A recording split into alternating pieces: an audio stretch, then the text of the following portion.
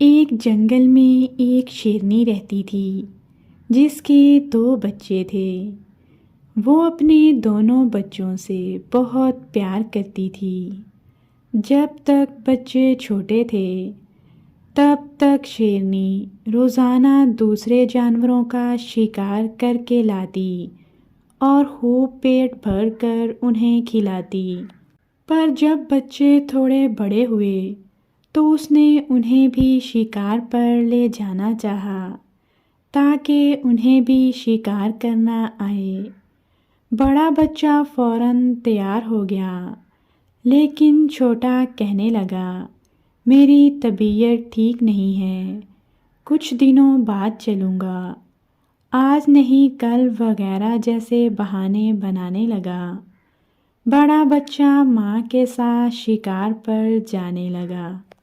کچھ دن اور بیت گئے پر چھوٹا بچہ اب بھی شکار پر جانے کے لیے راضی نہ ہوا۔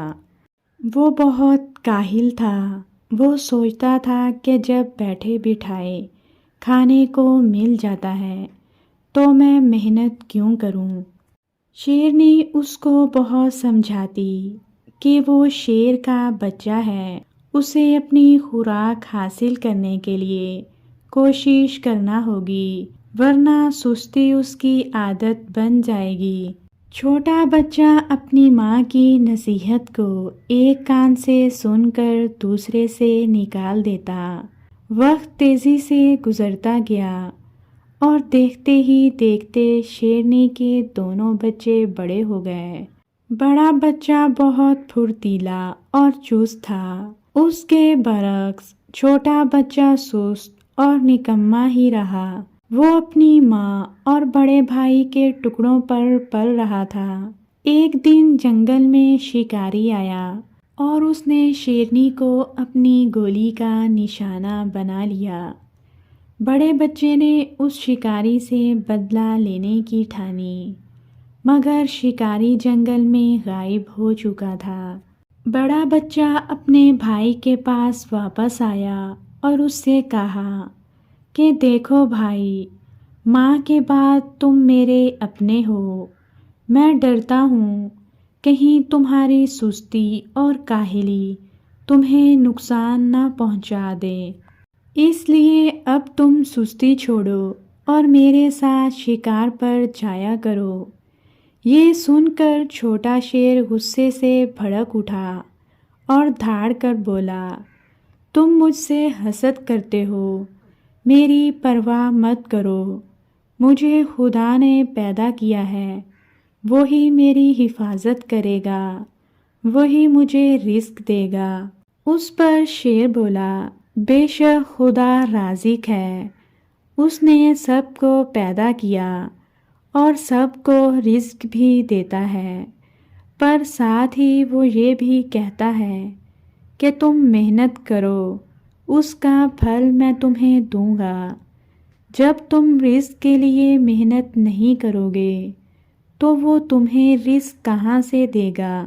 اس پر چھوٹا شیر بولا، مجھے یہ نصیحت دینے کی ضرورت نہیں، میں اپنا اچھا برا خوب سمجھتا ہوں۔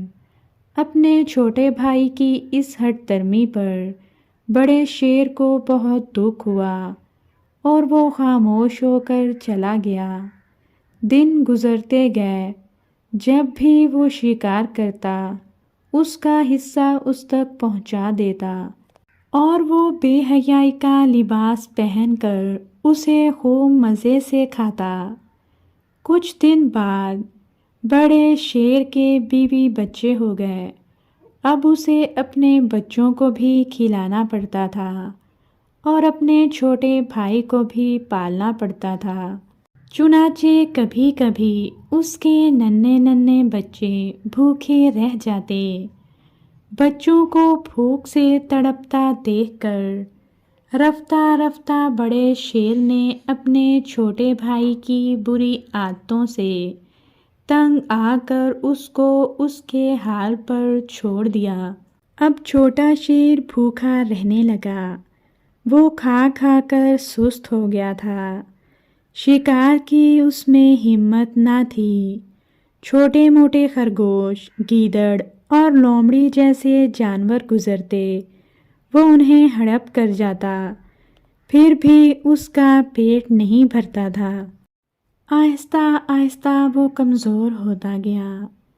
एक दिन भूखा चूहा उस शेर के पास से गुजरा। उसने शेर को मुर्दा समझा और उसके कान कुतर कुतर कर खाने लगा। पेट भर कर चूहा खुशी से अपने साथियों के पास गया और उन्हें खुशखबरी सुनाई। वो सब भी नारे लगाते उस पर चढ़ गए और मन चाहे हिस्से से गोश्त नोच नोच कर खाने लगे। इस तरह ये कमज़ोर और छोटी सी जंगल की मखलूक जंगल के बादशाह को इबरतनाक अंजाम तक ले गई। सच है, काहिल का हशर हमेशा बुरा होता है।